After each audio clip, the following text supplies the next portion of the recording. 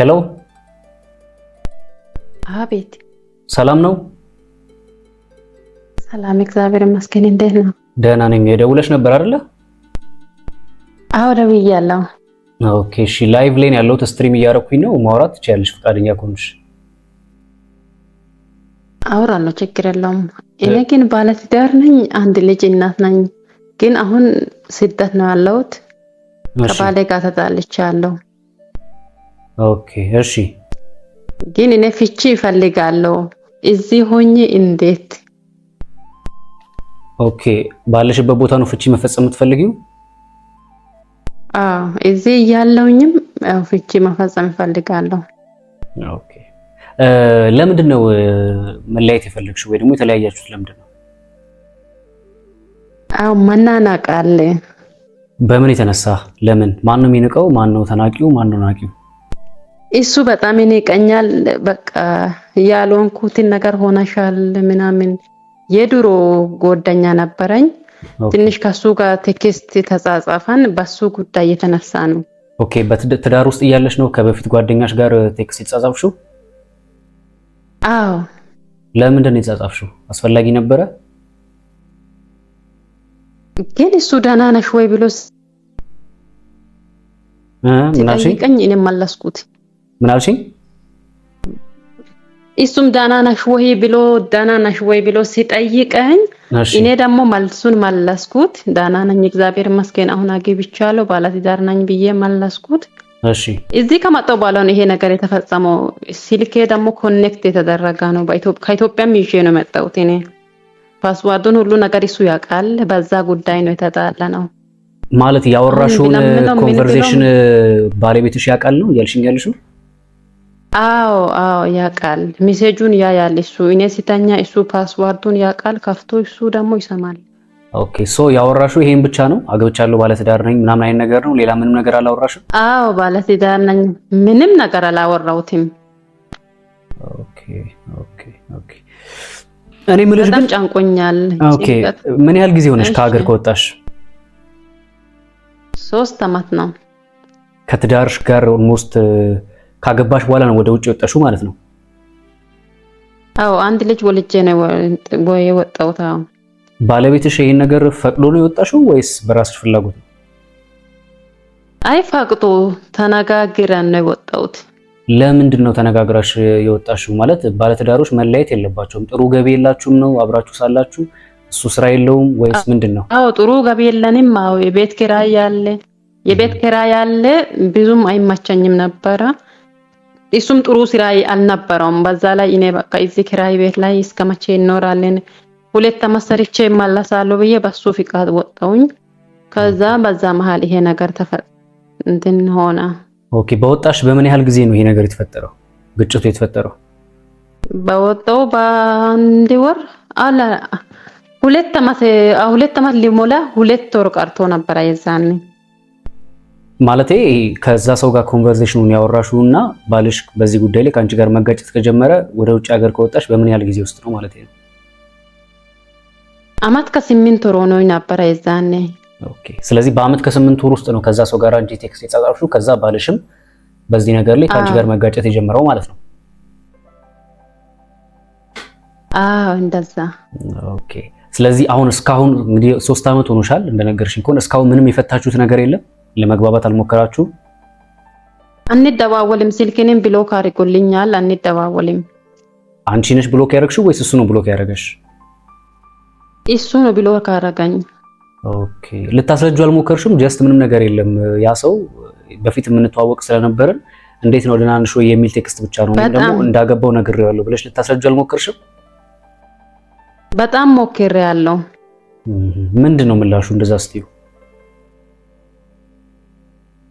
የሱ ምላሽ ምንም ግራ ያጋባል በጣም።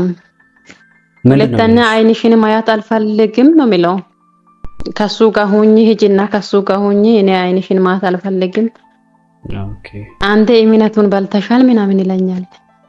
ኦኬ እሺ አይ ቲንክ ለ2 አመት ነው አይደለ ቆያለሁ ብለሽ የመጣሽ የነበረው ሄድሽ የነበረው? አዎ ለ2 አመት ነው። አዎ ለ2 አመት ነው ቆያለሁ ብዬ የመጣሁት። ኦኬ አሁን ግን ወደ 3 አመት ይተጋሽ ነው? አዎ 3 አመት እንደው ጨርሻለሁ። አራተኛ እየሄድኩ ነው።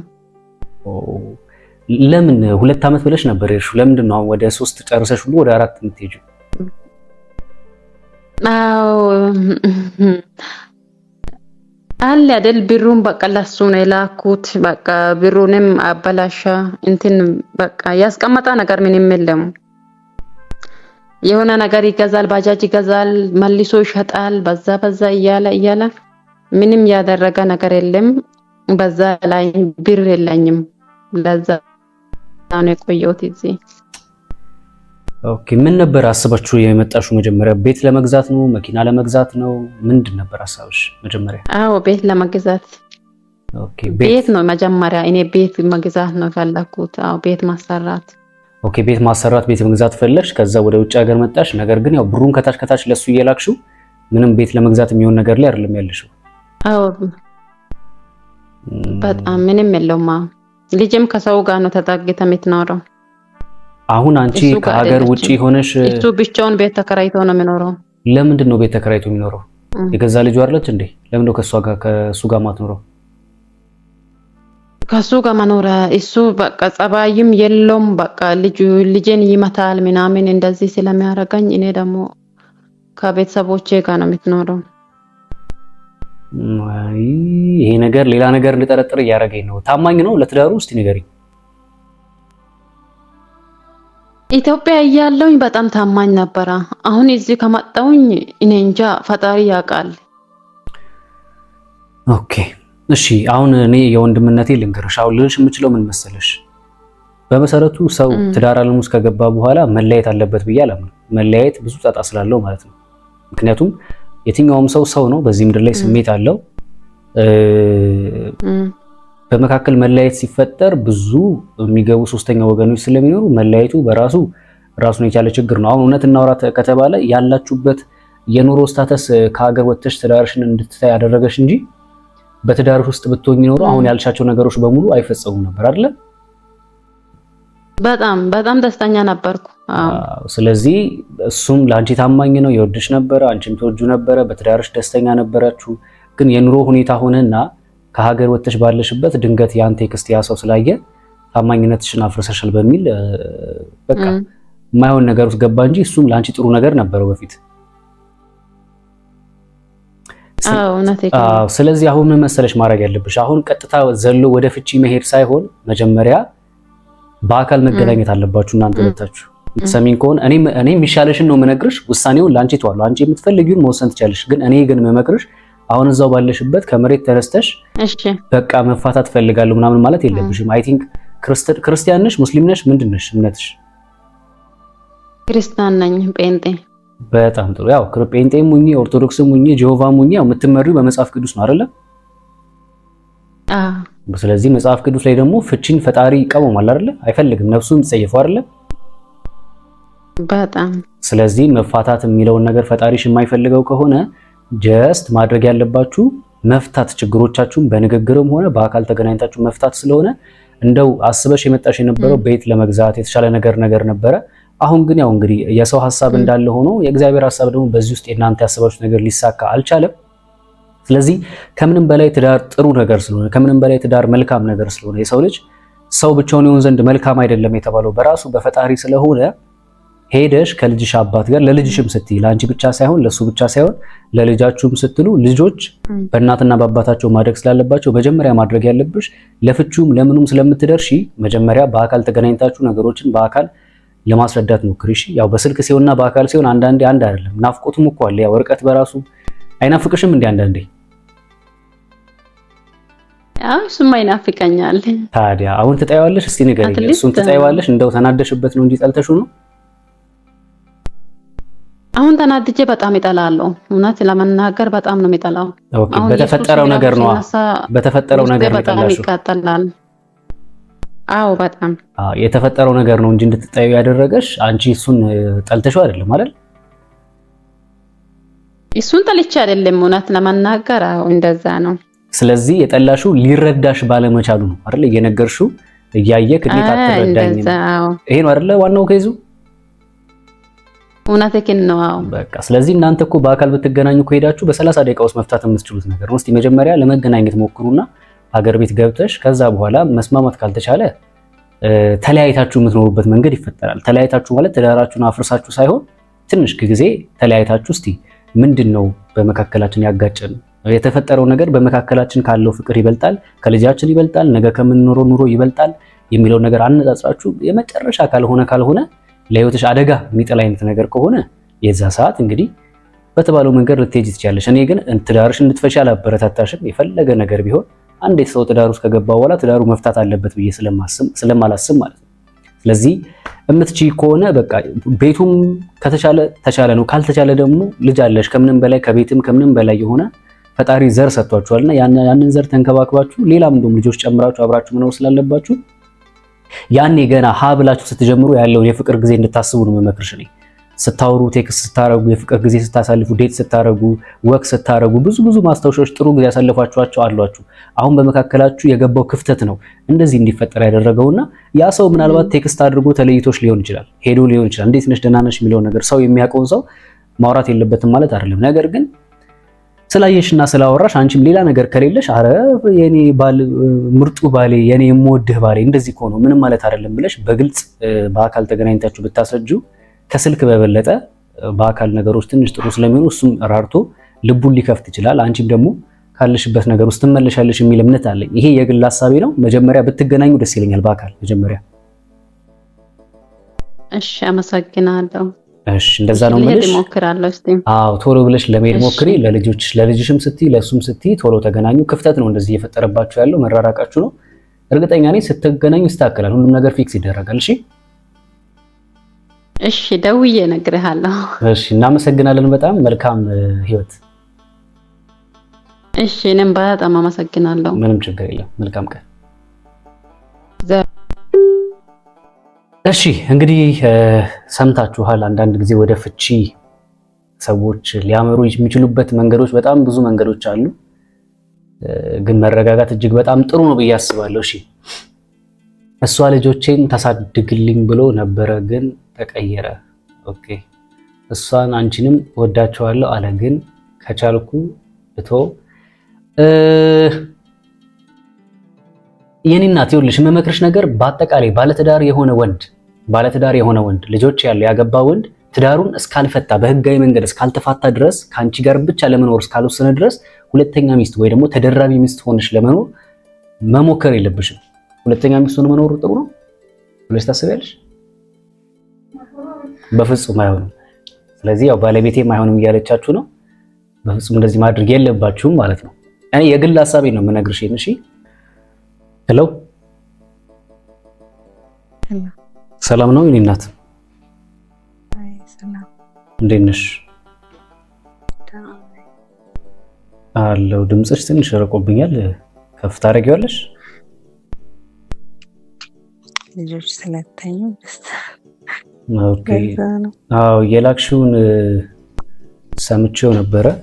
22 ደቂቃ የላክሽልኝን ኦልሞስት ሰምቼዋለሁ እና አንዳንድ ነገሮችን ማወቅ ስለፈለኩኝ ነው። ትንሽ ግልጽ ያልሆኑ ትንሽ ግራ የሚያጋቡ ነገሮች አሉና ምክንያቱም አንቺ ከነገርሽኝ ነገሮች አንፃር ተነስቼ ሳየው ባለትዳር የሆኑ ሰዎች ባለትዳር መሆን ብቻ ሳይሆን በመካከላቸው ዘር የተፈጠረና ልጆች ያላቸው ሰዎች በዚህ ልክ እርስ በርስ እንደዚህ አይነት ጌም ውስጥ አይገቡም ብዬ ስላሰብኩኝ ነውና ምንድነው በዚህ ልክ እንደዚህ ልትሆኑ የቻላችሁት የሚለው ነገር ማወቅ ስለፈለኩኝ ነው ቀጥታ የደወልኩት። ምናልባት ረብሽሽ ከሆነ በሌላ ጊዜ ማውራት እንችላለን።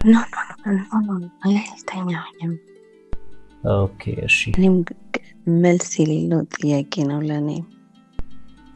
አዎና መልስ የሌለው ጥያቄ።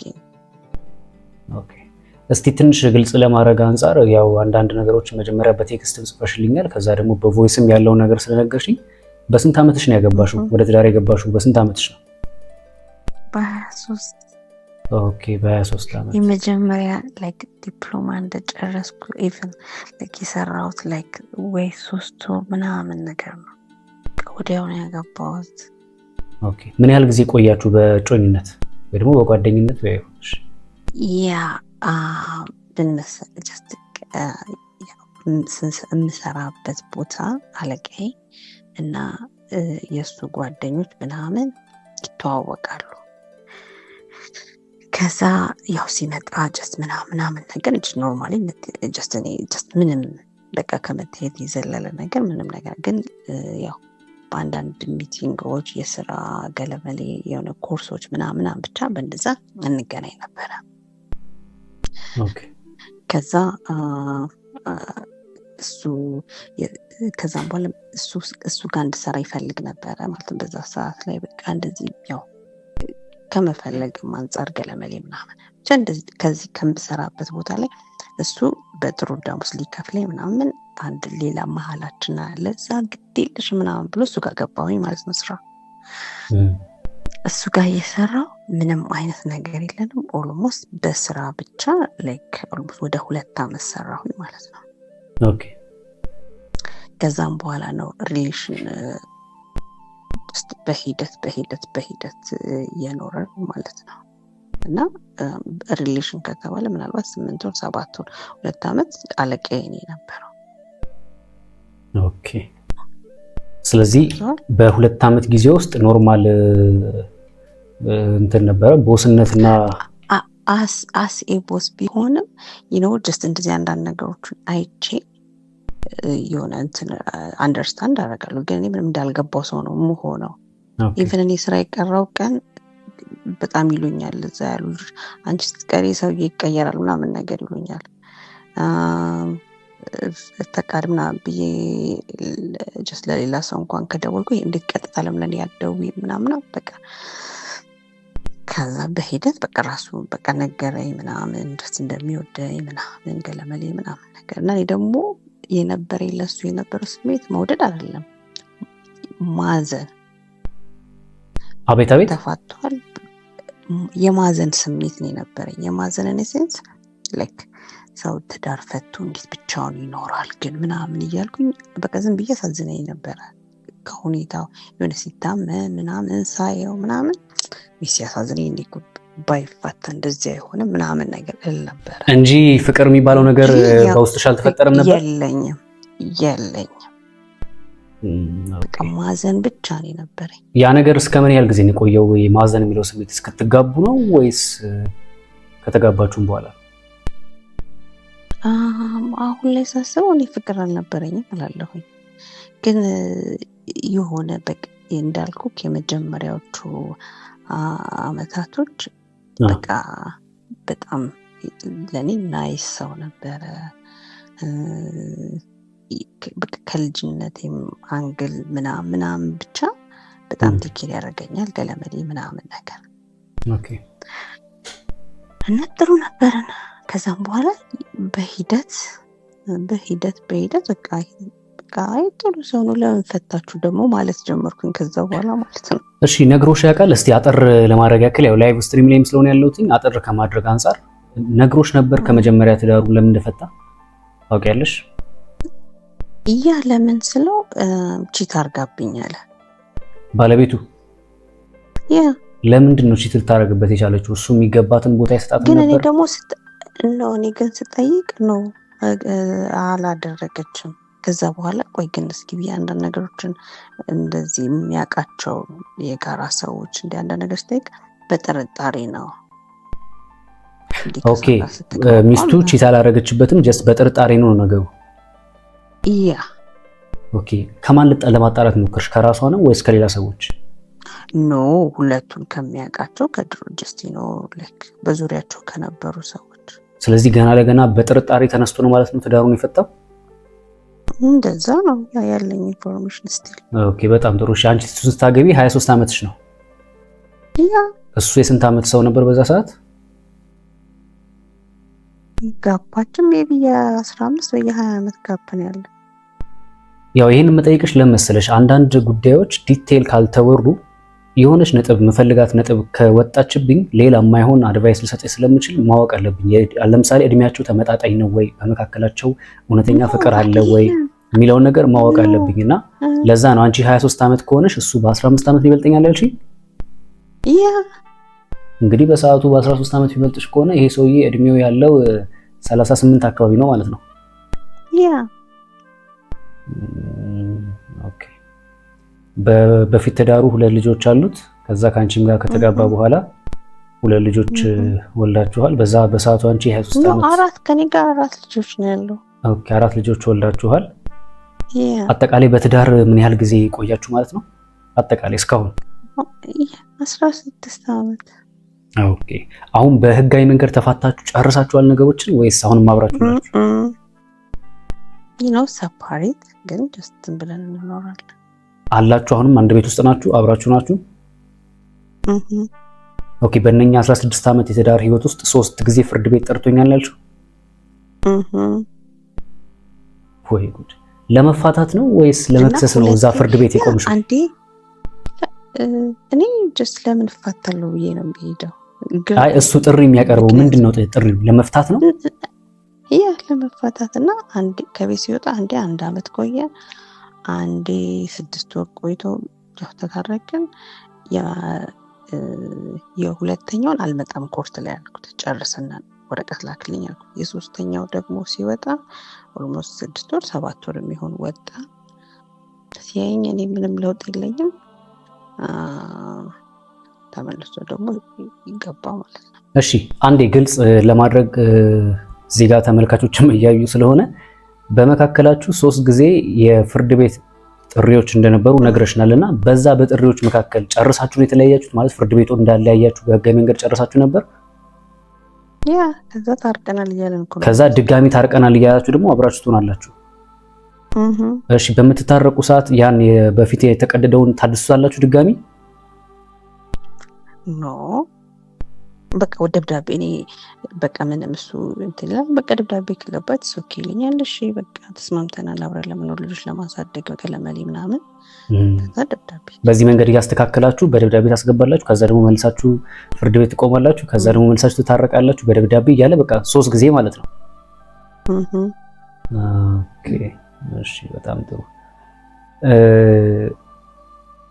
አሁን ካንቺና ባንቺና በሱ መካከል ዋና የማያስማማችሁ ነገር ምንድነው ብትባይ ምንድነው ልትይ የምትችይው? እንዲህ የሚያጋጫችሁ የማያስማማችሁ ምንድነው ብትባይ ምንድነው ላንቺ?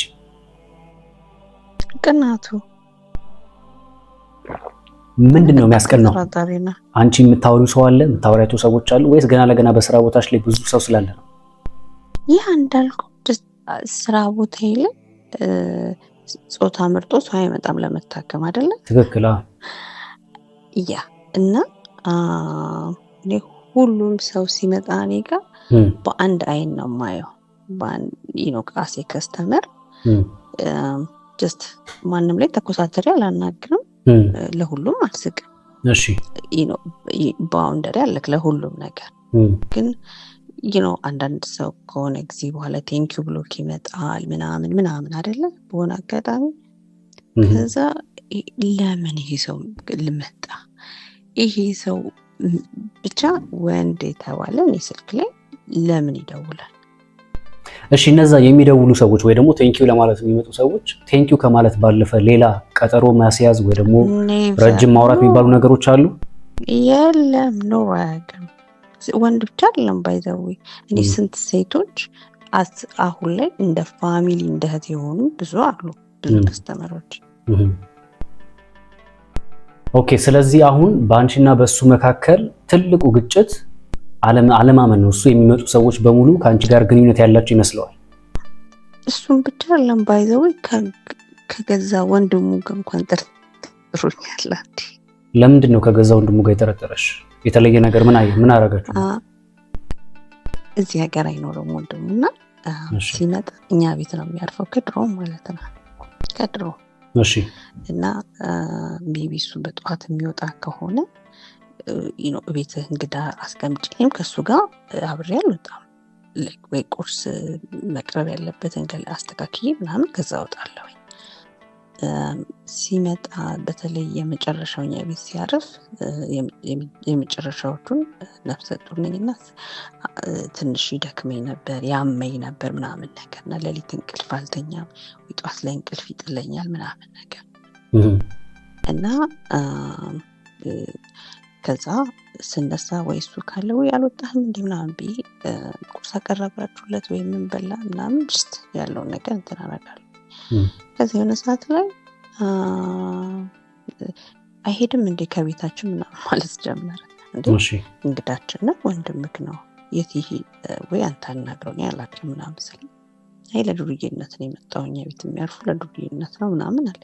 እሺ ማለት ለዱርዬነት አልገባኝም ምናምን ስለው ይገባሻል በደንብ ታውቂያለሽ ለምን እንደዚህ ቤት እንደሚመጣ ምናምን እና ቤተሰብ በጠቅላላ ተናገርኩኝ። ቤቱ ተበጠበጠ ምናምን በቃ እሱም ተነስቶ መሄጃውም ደርሶ ነበረ። በቃ ቶታሊ ሆቴል ያዘ። እቃዎችን ላኪልኝ አለኝ ምናምን ምናምን። እሺ ምን አለ ግን የገዛ ወንድሙ እንደዚህ ይሄን ነገር ሲሰማ ምን ተሰማው? ረጅም ዓመት ተጣልተው በቃ ከዛን አንቺ ለማብረሽ ትኖሪያለሽ አለ። ለምን አትፈችውም? ከሱ ጋር ምን ታረጊያለሽ? በዚህ እድሜሽ ምን ታረጊያለሽ? ልጅሽ ብቻሽ መኖር ትችላለሽ። ኦኬ እሺ አንድ ነገር የተረዳሁት ነገር አለ። ምንድነው እንደነገርሽኝ ከሆነ ከመጀመሪያውም ሴት ጋር ከመጀመሪያ ሚስቱም ጋር በጥርጣሬ ነው አይደል? ከሷም ጋር ትዳር ነው የፈታው። አሁንም ደግሞ ከአንቺም ጋር በጥርጣሬ ነው እንደዚህ ችግር እየፈጠረ ያለው። ስለዚህ ምናልባት እስቲ ጤናው ትክክል ነው? አይምሮ አካባቢ ሕክምና ቼክ አድርጎ ያውቃል? እንደዚህ ኦቨር የሆነ ጥርጣሬ ውስጥ ቴራፒ የሆነ ሰዓት ላይ ጀምሮ ነበረ ማለት በቃ ውስጤ እኔ አላቅም ምናምን ነገር አለና ከዛ አወራንና እስኪ መጀመሪያ ከሌላ ሰው ጋር ተነጋግረን በጣም ውስጤ እየተጨነቀ ነው ውስጤ ጥሩ ስሜት አይሰማኝም ምናምን ነገር አለ። እሺ ሶል ቴራፒ ለማስጀመር ምናምን ነገር አልኩና ቴራፒ ጀመረ። አይ ወስኛለሁ አለ። ከዛ ፎሎ አፕ ጀመረ። በኋላ ላይ እኔ ይዞኝ እንዲሄድ ሐኪሙ አረግ ጠራኝ። ሄደን እና ስናወራ ሲያወራ በቃ ሁሉ የሚያወራው አላምናትም እንደዚህ ያለላትም በቃ እንዲ ኦ ማይ ጋሽ አልኩኝ በቃ እና አንዳንዴ ሳስበው ምናልባት ወይ የእድሜ ጋፓችን ነው ወይ ምናምን ግራ ይገባኛል። ከዛ ቆሞ ፎሎ አፑን ብዙም አልቀጠለውም ቶ ከዛ ሜሪጅ ካውንስል መሄድ ጀመርን። የሆነ ሰዓት ላይ ደግሞ ሁለታችንም ሜሪጅ ካውንስልም ሄደናል። ግን ምን አላችሁ እዛ ስትሄዱ? ሜሪጅ ካውንስል ስትሄዱ ምንድነው እስቲ አጠር አድርገሽ ነገር ያ ካውንስል ነው የሚያደርጉን በቃ ስለትዳራችን እንዴት በቃ መቀጠል እንዳለበት እንዴት መተማመን እንዳለበት እሱ የማይወደው ነገር ምንድነው አንተም ስለሷ የምትጠላው ምንድነው አንቺ ምን መተው አለብሽ እሱ ምን ይተውልሽ ምናምን ነገር ግን በእንደዛ መንገድም እሱ መቀጠል አልቀጠለበትም ብቻ። እሺ አሁን እኔ የተረዳሁት የተወሰነ ነገር አለ አንዳንድ ነገር አለና እስቲ እሱን ነገር አንስቼ እንነጋገራለን። ስለዚህ በአጭሩ እስቲ ከእሱ አንፃር አሁን የምጠይቅሽ ምንድነው እሱ በታማኝነት ላይ በተዳራችሁ ላይ ችግር አለበት ብለሽ ታስቢያለሽ? ከሌላ ሴቶች ጋር ተጠርጥሪዋለሽ? መንታው የመጨረሻውን እርግዝና የዛን ጊዜ አዎ ምክንያቱም አንዴ ቀን ማታ ድንገት መኝታ ቤት ስገባ ሸሚዙ ላይ ሊፕስቲክ አይቻቃለሁ እና ኢሚዲየትሊ ወደ ሻወር ቤት ገባ። ከዛ ባላየው ዝም ያልኩት አልጠየቅኩት። ኦኬ ለምንድን ነው ዝም ያልሽው? ለምን አልጠየቅሽውም? ትዳር አይደል እንዴ? ለምን ሲሪየስ አትሆኝም? እንደዚህ አይነት መጨቃጨቅ አንደኛ እርጉዝ ነኝ። ኦኬ ሁለተኛ መጨቃጨቅ አልፈልግም። ፕላስ አምኖ ላደረገው ነገር ህሊናው ይውቀሰው ነው ጠየቅኩት አልጠየቅኩት ምን እፈጥራለሁ?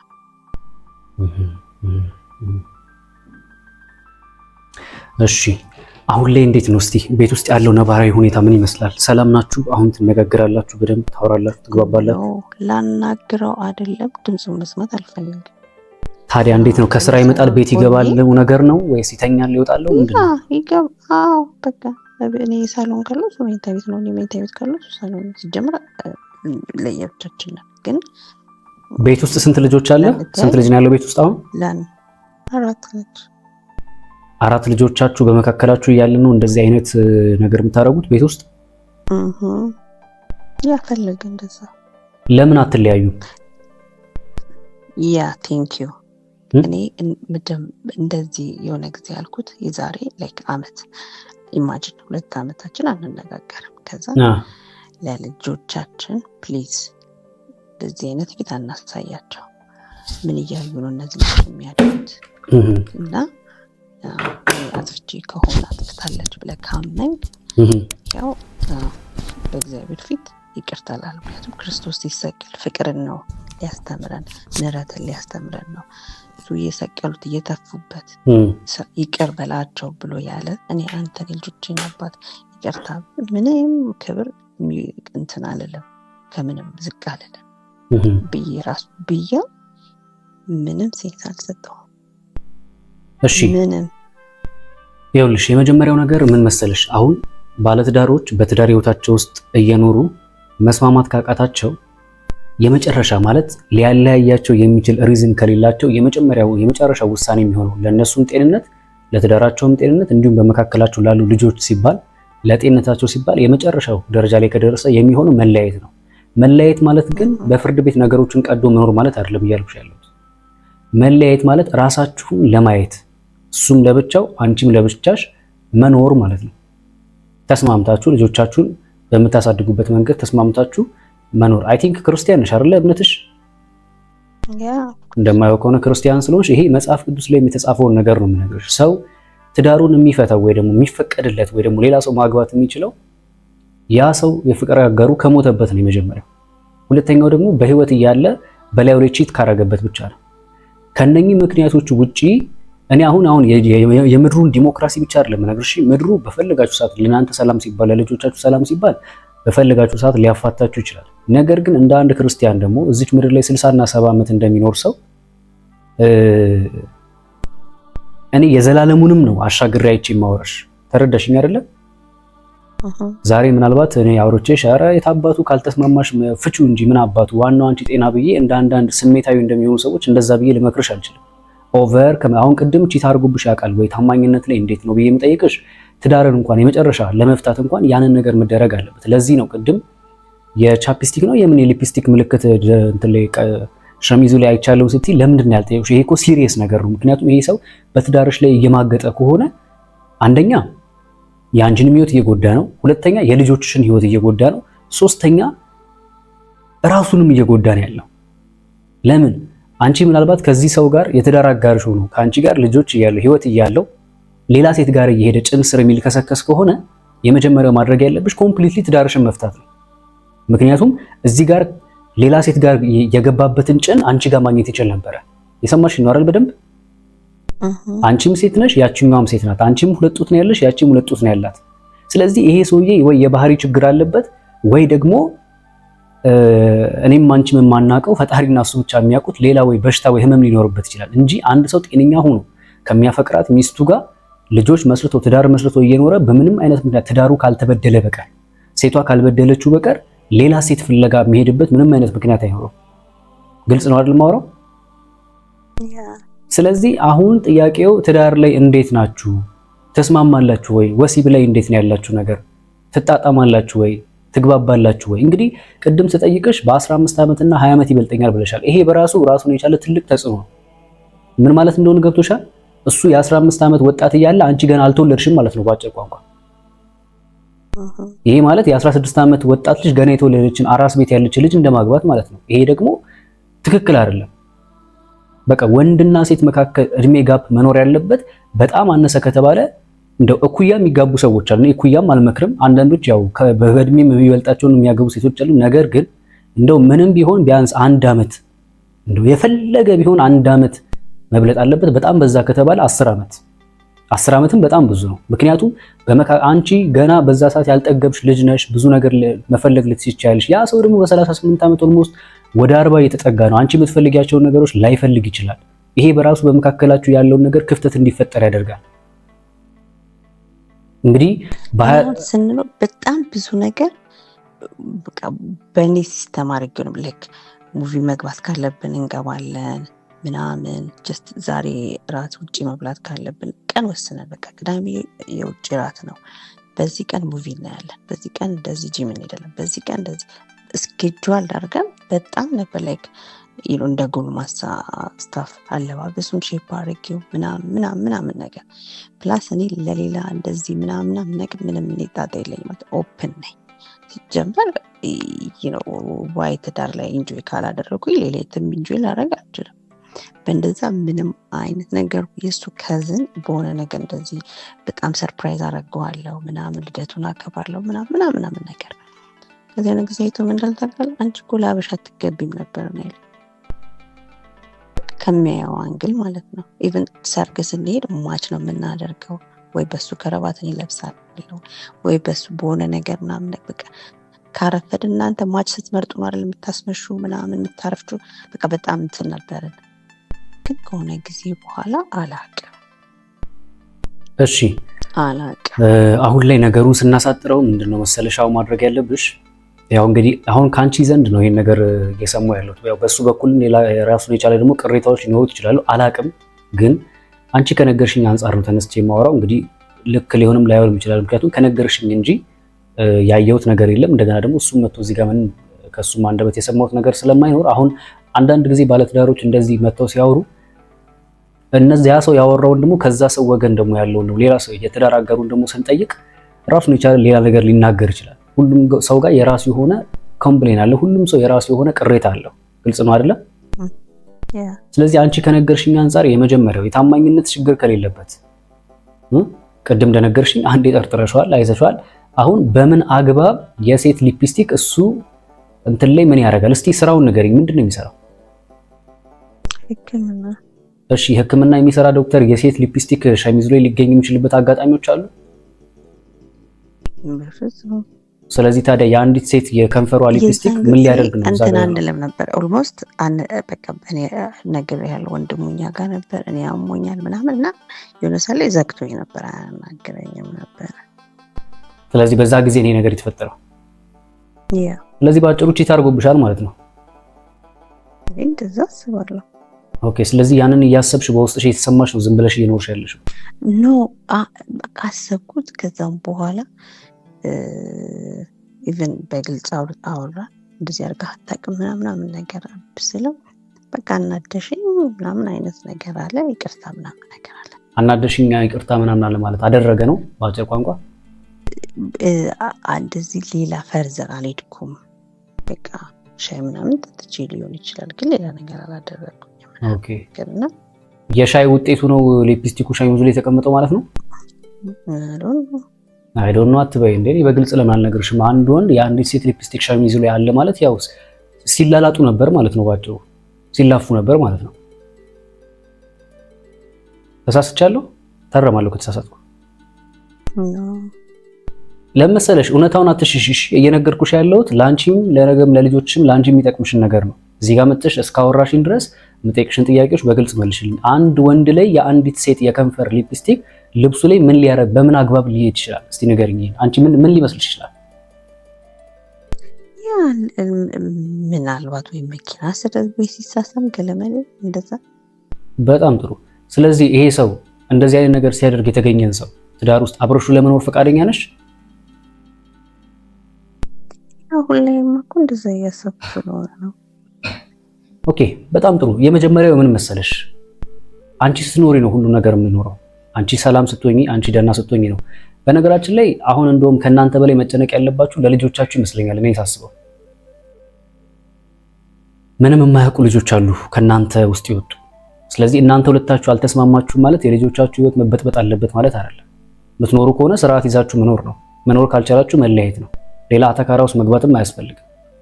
ግዴታ ተገዳችሁ ትዳር ግዴታ ተገዳችሁ የምትኖሩበት ህይወት ሳይሆን በመዋደድ በመፋቀር በመቻቻል ነው። በመካከላችሁ መዋደድ መፋቀር መቻቻል ከሌለ ዘኦንሊ ልታረጉ የምትችሉት መለያየት ነው። ከዛ ውጪ እንደ ዱር ውስጥ አደን እንደገባ ሰው አየኝ አላየኝ ታየው አልታየው እየተባለ የምትኖሩት ህይወት የፌክ ህይወት ነው እየኖራችሁ ያላችሁት። ለነገ ለልጆቻችሁም አይበጅም። ልጆቻችሁስ እናንተን እያዩ ምንድነው የሚማሩት? ለነገ ትዳር የሚባለውን ነገር ሲያስቡ ምንድነው ሊያስቡ የሚችሉት? የሰማሽ ነው ይኔት ሱቁ ስላስጨነቀኝ ነው። ምንም መጨነቅ አያስፈልግም። ምንም ወደ ግራ ወደ ቀኝ ማለት አያስፈልግም። ይገባኛል። አሁን ስራ እየሰራሽ ነው። ስራ አለሽ አንቺ? እሱም ስራ አለው ይሰራል አይደለ? ስለዚህ የመጀመሪያ ጊዜ እንግዲህ 3 ጊዜ ፍርድ ቤት ቆመሻል። ፍርድ ቤት ያቆመሽም እሱ ነው። እኔ ብዙ ጊዜ የማውቀው እንግዲህ ሴቶች ናቸው፣ ወንዶችም ብዙ ጊዜ ፍርድ ቤት የሚያቆሙት። ተበዳይ ሆኖ ይሁን ምን ሆኖ እንደሆነ ባይገባኝ ፍርድ ቤት የሚያቆምሽ ዞሮ ዞሮ እያልኩሽ ያለሁት ምንድነው ለልጆቻችሁም ጤንነት ስትይ ብትችሉ አላቅም። ይሄን ነገር በድፍረት ስናገር ከትልቅ ይቅርታ ጋር ነው። ምናልባት የጋጥ ወጥነት ስሜት ውስጣችሁ ካለ ያንን የጋጥ ወጥነት ስሜት አስወግዳችሁ ተከብራችሁ ህይወት አንድ ጊዜ ነው። 100 ዓመት አትኖሪም ወይ 200 ዓመት አትኖሪም። ምናልባት ፈጣሪ እንድትኖሪ ከፈቀደላችሁ እድሜ ሁለታችሁም አንቺም እሱም ግማሹን አገባዳችሁታል። ከዚህ በኋላ ትንሽ እድሜ ነው ያላችሁ። ለዚች ለማትረባ ዓለምና ከንቱ ለሆነች ዓለም ብላችሁ ህይወታችሁን በጥብጣችሁ አፈር ከሚበላችሁ ለየትኛው እድሜ ብላችሁ ነው የምትናቆሩት? ተፋቅራችሁ ተዋዳችሁ መኖር እየቻላችሁ የትኛውን 1000 ዓመት አትኖሩ እዚህ ምድር ላይ። እንግዲህ የተባለልሽ 70 እና 60 ነው። እንደምገምትሽ ከሆነ እድሜሽ አንቺ ከ35 አልፏል። ኦልሞስት ወደ 40ዎቹ ልትገቢ ነው። እሱም 50ዎቹ ውስጥ ገብቷል አይደል? እድሜው እንደዛ ነው። ታዲያ ምንድነው ለየትኛው ህይወት ነው የምትባሉት? ልጆቻችሁን ማሳደግ አይሻልም? ሲቀጥል በመካከላችሁ እየገቡ ጸብ ሊፈጥሩ የሚችሉ ነገሮችን ለምን አታስወጡ? ለምሳሌ ወንድም ገለመሌ ቅብርጥስዮ ምናምን የምትሏችሁ ማስወጣት ነው። ትዳራችሁን የሚረብሹ ከሆነ የሚበጠብጧችሁ ከሆነ እዛው ጠንቀር ብለው መቅረት ይችላሉ። ያን ያህል እኮ ፋሚሊ እኮ የለም። በስንት አንድ ያሱ ኖ እያልኩሽ ያለሁት ትዳራችሁን ሊበጠብጡ የሚችሉ ኤኒ ነገሮችን ከትዳራችሁ አባሩ። ቤተሰብም ቢሆን ነው እያልኩሽ ያለሁት። ልክ ነህ። ግን እኔ አሁን እነሱ የማለት ከኔ በፊት የተወለዱት ልጆች ኦልሞስት እኩያ ብለው ከኔ ምንም አይተናነሱም እና በእኛ ፊልድ ነው ያሉት ሁለቱም አሁን ላይ ጨርሰው እና ሞር በሚስጥሩ ኦልሞስት ከነሱ ጋር ሆነ ናዌዴስ ማለት ነው።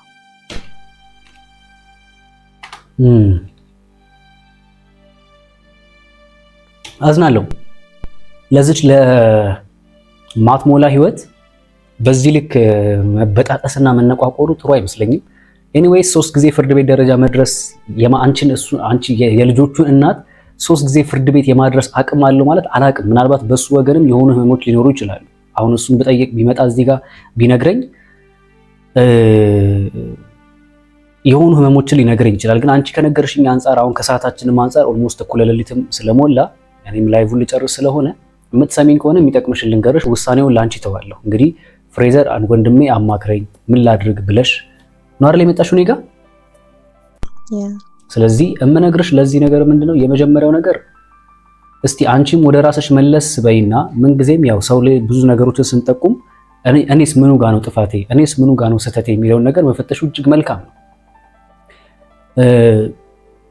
ጥፋት አለብኝ ብለሽ ታምኛለሽ? ትዳርሽ ላይ አሁን ለዚህ ነገር ለመፈጠሩ የኔም ማስተዋጽኦ አለበት ብለሽ ታምኛለሽ?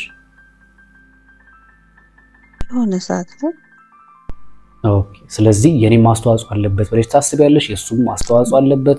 ስለዚህ እናንተ በመሃል ቤት እንደዚህ አይነት ነገሮችን ስታደርጉ ልጆቻችሁ ይጎዳሉ ብለሽ ታስቢያለሽ?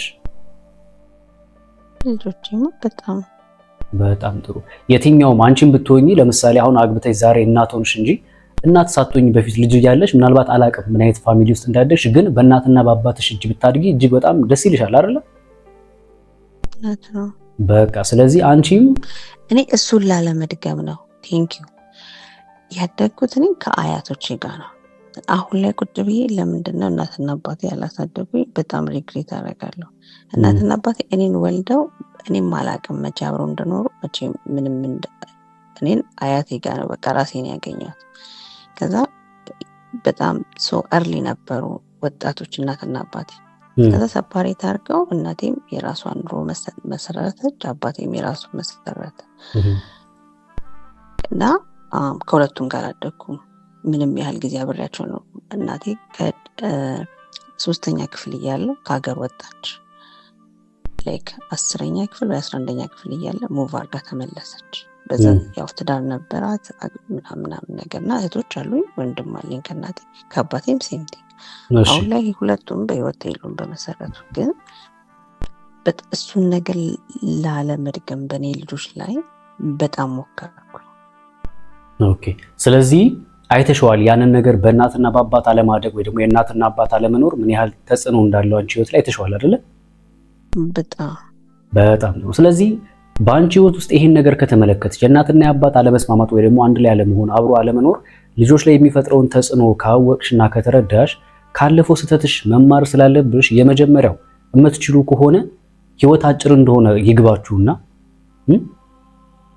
ተረድታችሁ 1000 ዓመት እንደማይኖር ገብቷችሁ በመካከላችሁ የተፈጠሩ ችግሮችን ለማስወጣት ሞክሩ። ከልጆቻችሁ አይበልጡ። እናንተ አሁን እየተጋጫችሁባችሁ ያላችሁት ጉዳዮች ምናልባት አንዳንዱ በውይይት የሚፈቱ ነገሮች ናቸው። አንዳንዶች በአልጋ ዙሪያ የሚፈቱ ናቸው። አንዳንዶች በምክር የሚስተካከሉ ናቸው። ስለዚህ እነዛን ነገሮች ለማስተካከል ሞክሩ። ካልሆነ ግን ካልተቻለ ተለያዩ። ትንሽ ጊዜ እስቲ ተለያይታችሁ እዩት። አንቺም ለብቻሽ እሱም ለብቻው። ከዛ ምናልባት በመካከላችሁ መነፋፈቅ ሊኖር ይችላል።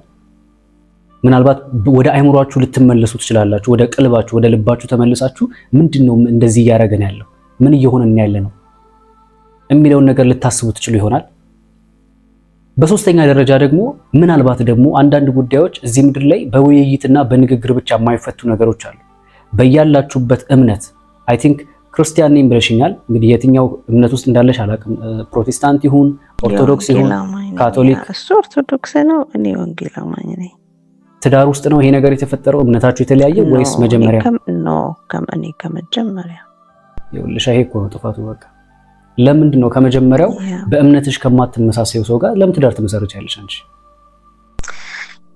አልሰማ ብዬ በቃ ሰው መብሰል አለበት ያልኩት ለዚህ ነው። አየሽ፣ ይሄ ነው በቃ ዋናው ጥፋቱ። እንግዲህ ፈጣሪ መጽሐፍ ቅዱስ ላይ በእምነት ከማትስማሚው ሰው ጋር፣ በነገራችን ላይ ኦርቶዶክስ፣ ፕሮቴስታንት፣ ካቶሊክ፣ ጆቫ ዊትነስ፣ ሜቶዲስት ምናምን ብዬ ስናገር ባልና ሚስት አንድ አካል አንድ ስጋ ይሆናሉ ተብሎ በመጽሐፍ ቅዱስ ላይ ተጽፏል። ያ ማለት አንድ አካል አንድ ስጋ ሲባል ግዴታ ስለ ወሲብ ወይ ደግሞ ስለ ምናምን ግንኙነት አይደለም።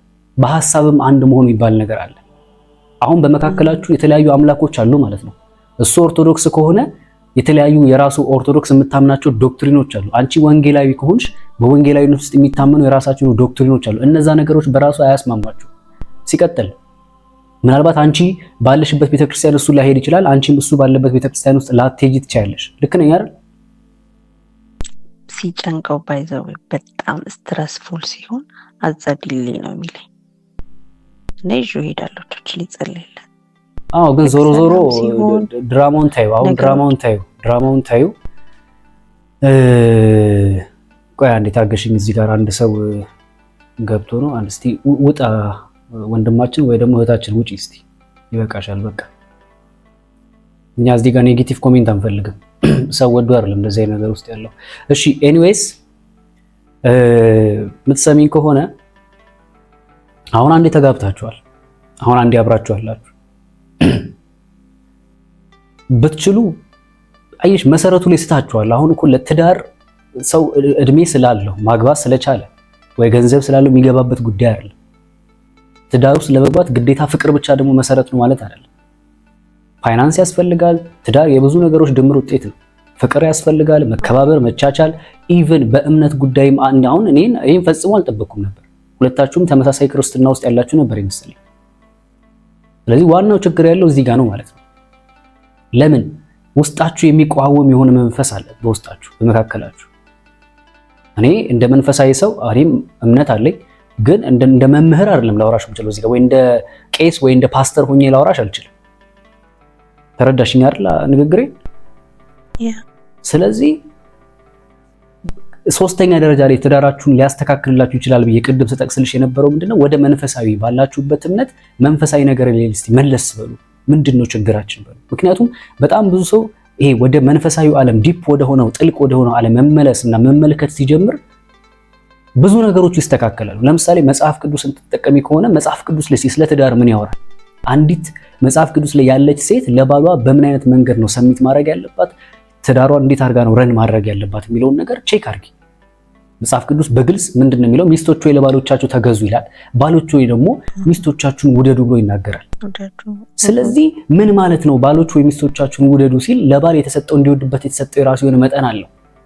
ክርስቶስ ቤተክርስቲያንን በወደደበት መጠን አይደለም የሚለው፣ ነፍሱን እስከ ሞት አሳልፎ እስከሰጠበት መጠን ውደድ ይላልና እሱም ራሱን ቼክ ያደርግ። ክርስቲያን ነኝ ብሎ ሲያወራ፣ ኦርቶዶክስ ነኝ ብሎ ሲያወራ የስም ኦርቶዶክስ ወይ ደግሞ የስም ክርስቲያን ሲሆን በትክክለኛ መጽሐፍ ቅዱስ ላይ ስለ ባል የተናገረውን ነገር አደርጋለሁ ወይ አሟላለሁ ወይ የሚለውን ነገር ይጠይቅ።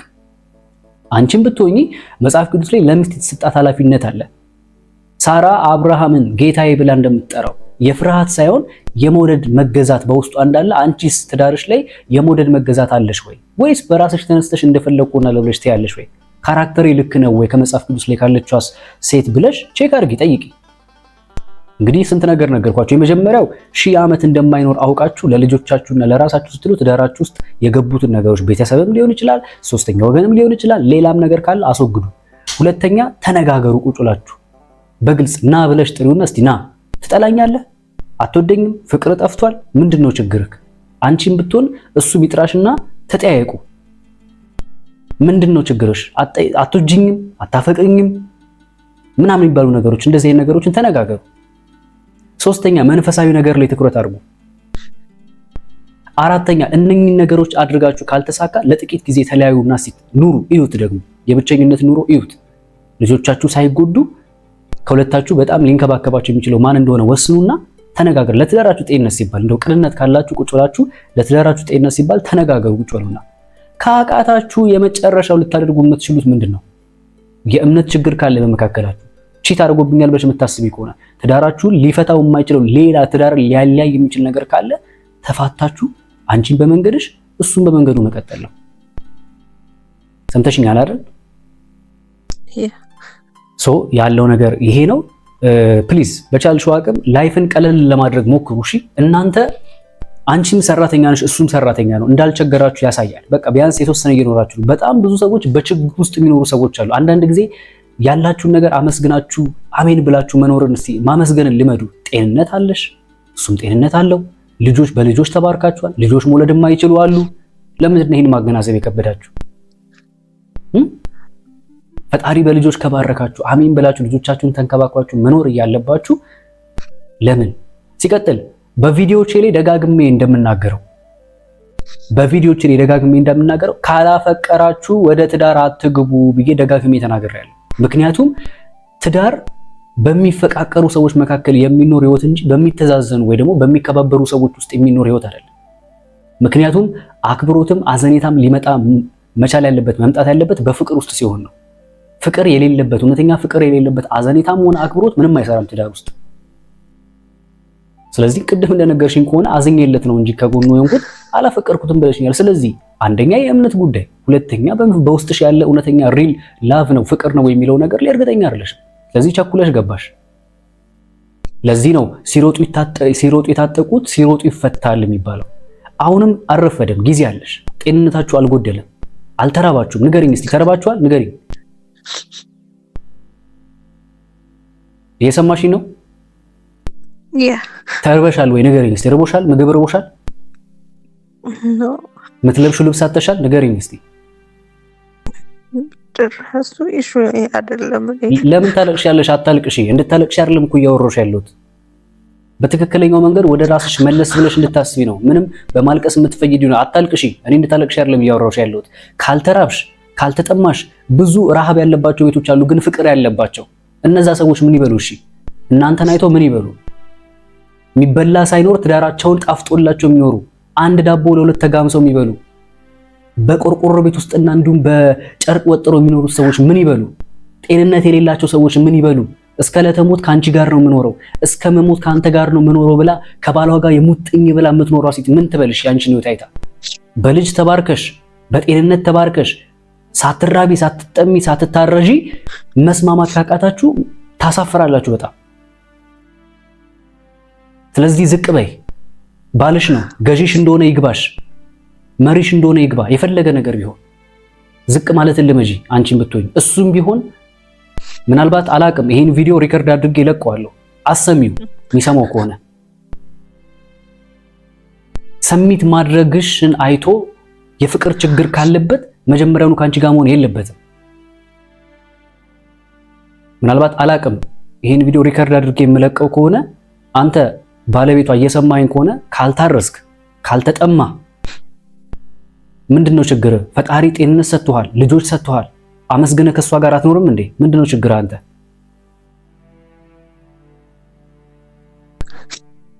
ቤትሽን ማስተካከል ትችያለሽ። አሁንም ቤትሽን መመለስ ትችያለሽ። ጥቂት ጊዜ ነው ያላችሁ። በጣም ብዙ ሞክሬያለሁ እኔ በጣም ግን አሁን በቃ የሚሰማኝ ስሜት የድካም ብቻ ነው። ራሴን እስኪ በቃ ምን ላይ ነኝ? አይዞሽ በጣም ደክሞኛል። አይዞሽ፣ ምንም ችግር የለም። አይዞሽ፣ ይስተካከላል። ምንም የማይስተካከል ነገር የለም እዚህ ምድር ላይ። እኛ ሰዎች ካመንበት ሰው እኮ አስቦበት እኮ አምኖ ካደረገው እኮ ከምድር ወጥቶ እኮ ሰው ጨረቃ ላይ አልፏል። ሰው እኮ ሌላ ፕላኔቶችን እየሞከረ ነው ያለው። ብዙ ነገር ለማስተካከል እየጣረ ነው ያለው። ምንም ማለት አይደለም፣ ሁሉም ነገር ይስተካከላል። እሺ አይዞሽ። አንቺ ከልብሽ የምትፈልጊ ከሆነ ነው ግን ምንም ነገር ያው የሀገሬ ሰው ስተርት ከልብ ካለቀሱም ባይገድም አይደለም የሚለው። በቃ ስለዚህ እንደዛ ነገሩ እንደዛ ከሆነ አንቺ ከልብ ፍላጎት ካለሽ የልጆችሽን አባት የምትፈልጊ ከሆነ በደሉ እንዳለ ሆኖ ጥፋቱ እንዳለ ሆኖ ግን ቺት እንኳን አርጎብኝ ቢሆን ኢቭን እስቲ የይቅርታ ልብ አለኝ የምትይ ከሆነ አንቺም እሱ ይቅርታ እንዲያደርግልኝ የምፈልገው ነገር አለ አጥፍቻለሁ ብለሽ የምታምኚ ከሆነ በዝቅታ ውስጥ ብዙ ነገር ይስተካከላል። እኛ ሰዎች ችግሮቻችን ምንድነው ታውቂያለሽ? አንዳንድ ጊዜ በህይወታችን ላይ ብዙ ነገሮችን ማስተካከል እንፈልጋለን፣ ከሰዎች ጋር እንጣላለን፣ ግን ዝቅ ማለት አንፈልግም። ኢጎ ያጠቃናል፣ እኔነት ያጠቃናል። ክብሬ ተነካ፣ እንደዚህ ሆንኩኝ፣ በፍጹም ይቅርታ አላረግም፣ አላወራም የሚባሉ ነገሮች ያጠቁናል። አንዳንድ ጊዜ ዝቅ ማለት ጥሩ ነው። እኔናት ሁሉም ነገሮች ላይ ቀና ተብሎ አይቻልም። ዝቅ ማለት ጥሩ ነው። ይቅርታን መልመድ ጥሩ ነው። አንዳንድ ጊዜ ይቅርታን ከክርስቶስ እንማራ። በቃ አይኖ ደካሞች ነን እኛ ሰዎች አውቃለሁ። ብዙ ነገር ይቅርታ ማድረግ ይከብደናል። ግን ደግሞ ይቅርታ ባለማድረጋችን የሚጎዱ ነገሮች አሉ እዚህ ጋር። ስለዚህ አይዞሽ። ትልቁ ልጅሽ ስንት አመቱ ነው? ወይ ደግሞ ስንት አመቷ ነው የመጀመሪያ ልጅሽ? 16 ወንድ ነው? ባየሽ አይደል ልጅሽ ደርሷል። 16 አመት ማለት አሁን ጉርምስና ውስጥ ነው ያለው። ይሄ ልጅ ከተወሰኑ ጊዜያቶች በኋላ የራሱን የሆነ ነገር ገርል ፍሬንድና ማለት ይጀምራል። አሁን እናንተ ትዳራችሁን አይቶ ምን እንደተፈጠረ ልንገርሽ። እኔ ይሄን ለማንም ተናግሬው አላውቅም፣ ግን ለአንቺ ስለሚጠቅምሽ ልንገርሽ። የሰማሽኝ ነው? እኔ ለትዳር ያለኝ አመለካከት ጥሩ አልነበረም ስልሽ ቤተሰብ ላይ የማየው አንዳንድ ነገሮች ጥሩ አልነበሩ። ነገር ግን ቤተሰብ ጋር ብቻ ተመልክቼ ውስጤ ለትዳር ያለው አመለካከት ጥሩ ያልነበረውን ወደ ጥሩነት የቀየረልኝ ደግሞ አንድ ቤተሰብ አለ የማውቀው። እጅግ በጣም የተባረከ ትዳር ያላቸው፣ በጣም ወዳቸው ማከብራቸው፣ በጣም በጊዜ early ተጋብተው ትዳራቸው ጤነኛ የሆነ በጣም የሚገርሙ ሰዎችን አይቼ ለትዳር ያለኝ አመለካከት ተቀየረ። አየሽ፣ በእኔ ቤተሰብ ውስጥ የተፈጠረው ነገር ትዳር ላይ ጥሩ ነገር ስላልነበረ ወደፊት ትዳር የሚባለው ነገር አላስበውም ነበረ። ከዛ በኋላ ግን ወጣ ብዬ ደግሞ ጤነኛ ትዳር እንዳለ ደግሞ ሳስብ ነገሮች ተስተካከሉ። እግዚአብሔር ይመስገን ዛሬ ባለ ትዳር ነኝ፣ አግብቻለሁ። ስለዚህ ምን ልልሽ ፈልጌ ነው፣ ልጆቻችሁም እናንተን እያዩ ካደጉ በዚሁ ከቀጠሉ ወንዱም ለሴቶች ያለው አመለካከት ይቀየራል፣ ሴቶቹም ለወንዶች የሚኖራቸው አመለካከት ይቀየራል። ጥሩ ላይሆን ይችላል። ትውልድ እየገደላችሁ እንደሆነ ይግባችሁ። እናንተ ያላግባባችሁ ዛሬ ኢጎዋችሁና የግል ክብሬ ብላችሁ የምትጠሩት ነገር ሳትራቡ ሳትጠሙ ሳትታረዙ ያላስማማችሁ ነገር ልጆቻችሁም ላይ ወይ ደግሞ ትውልድም ላይ ተጽዕኖ እየፈጠረ እንደሆነ ይግባችሁ። እንደውም በእድሜያቸው አይ ቲንክ ሕክምና ላይ ይሰራል ያልሽ ታዲያ ሕክምና ላይ እንደሚሰራ ሰው እኮ መቼም ላንቺ አልነግርሽም ስለ እድሜ ለውጥ። ልጆች ካደጉ በኋላ የትኛው እድሜ ላይ ምን አይነት የእድሜ ለውጥ እንደሚያመጣ ከዛ በኋላ ወደ ምን እንደሚቀጥሉ ላንቺ ልነግርሽ አልችልም። እንደውም እየመከራችኋቸው ልጄ ስማ፣ ልጄ ስሚ፣ እዚህ እድሜ ላይ ስትደርሺ እንደዚህ ነው ብለሽ የተባረከ ትዳር መምራት እኮ መቻል አለባችሁ። ለማንኛውም ጸልዩ። ባጭሩ ውስጥ ጨርሰ ይሄ ነው ልልሽ የምችለው። ኢጓችሁን አስወግዳችሁ ጣሉት። በመካከላችሁ ትዳራችሁ ውስጥ የገባው ምንድነው ብለሽ እስቲ ቁጭ ብለሽ ጠይቂ። እንደ ባላ አይምሮ ቁጭ በይ። ምንድነው ትዳሬን የበጠበጠው? ከመቼ ጀምሮ? እነዛ ነገሮች ከትዳሬ ውስጥ ቢወጡ ትዳሬ ይመለሳል ብለሽ ጠይቂ። ወደ ፈጣሪሽን በርከክ ብለሽ ጸልይ። ወደ እኔ ጸልዩ አይደለም የሚለው ቃሉ። ጸልይ፣ ወደ ፈጣሪ ጸልይ። ፈጣሪሽ የሚሰማ ነው። እግዚአብሔር የሚሰማ አምላክ ነው። እሺ አይዞሽ፣ ተስፋ አትቁረጪ። እግዚአብሔር መልካም ነው። ለልጆቻችሁ ጤንነት ሲል እግዚአብሔር ትዳራችሁን ያስተካክልላችሁ።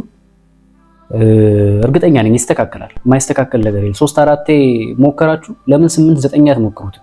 በመካከላችሁ እግዚአብሔር አትለያዩ ካለ አትለያዩ መቼም። እሺ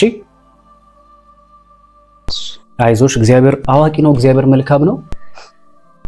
ይብቃል ለዛሬ እዚህ ጋር ብዙ ረጅም አወራን።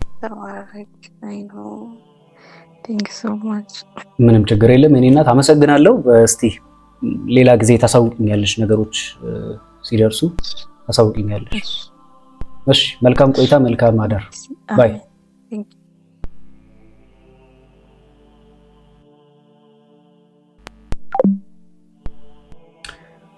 እሺ ወዳጆች ለዛሬ እዚህ ጋር እናበቃለን። እንግዲህ ሰምታችኋል ሰዎች ትዳር ውስጥ እንዴት መስማማት እንዳቃታቸው። ሰላም ብያለሁ፣ ዮላን ዌልካም ብያለሁ። ከባድ ነው የሰው ልጅ ህይወት እንግዲህ በፈተና የተሞላች ነች። የሰው ልጅ ህይወት በፈተና የተሞላች ነች። በዚህ ሁሉ መካከል ግን እኛ አንዳንድ ነገሮች ላይ ሰሚት ማድረግ ካልቻለን፣ ዝቅ ማለት ካልቻለን ብዙ ነገሮችን ልንረብሽ ስለምንችል እባካችሁ ዝቅ ማለትን እንልመድ፣ ይቅርታ ማድረግን እንልመድ፣ መደማመጥ መከባበርን እንልመድ። ይሄንን ነው ልላችሁ የምችለው። እንግዲህ የዛሬ ውይይታችንን በዚህ ላብቃ። በሌላ ጊዜ በተመሳሳይ ሰዓት እስከምንገናኝ እንግዲህ መልካም ጊዜ መልካም ቆይታ ይሁንላችሁ። ወዳችኋለሁ።